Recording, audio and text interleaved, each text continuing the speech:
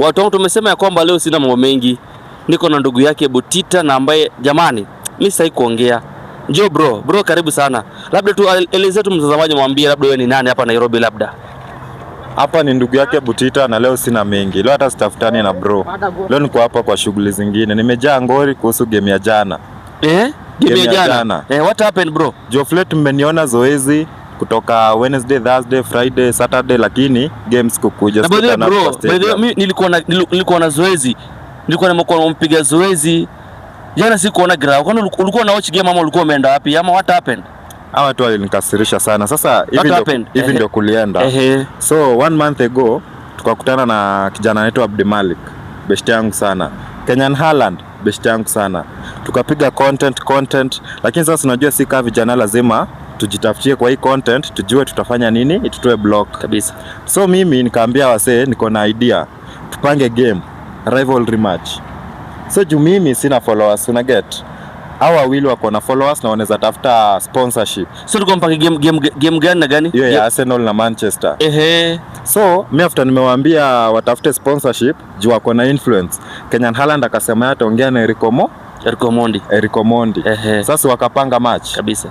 Hiyo hakutuambia mimi na Abdimalik. Hao kapanga match kivyao.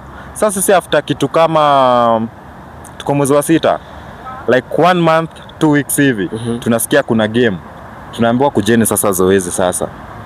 Abdimalik yako Garissa, mimi niko Kitengela. Sasa unaona kukakuwa na hizo sema sasa aliniambia kuja, mimi sikujua wamenitoa kwa hesabu. Yeye alipanga match na kina Eric Omondi.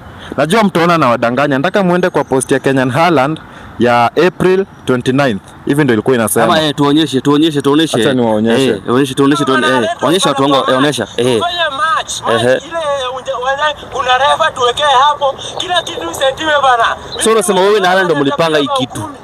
Nitakuja na timu yangu ya kina Eriko, niita kina Mokaya, niita kina Masagara, watu wa Manchester bana. Watakuja tutafanya hii kitu bana. Hii kitu bana tuweke, wachana na kujifanya ati unakuja hapa hivi kupepeta stima time. Umesikia? So bro unasema wewe kitu wewe na Kenya Haaland mlipanga. Hii kitu tulipanga, wametutoa kwa ganji. Wamenitoa. Haaland yako ndani. Mimi na Abdimalik. Yaani hata wana huruma na ndugu ya Butita, hata shilingi jo. Hawana huruma na ndugu ya Butita. Hizo bro, na kuna kaka anajua story. Butita sijui kana anajua. Juu pia sikumuona grao. Lakini kuna part iliniuma sana. Haaland aliniambia we buy boots, nimebuy boots, nika invest kwa jezi, nika print kila kitu. Mpaka niko na yani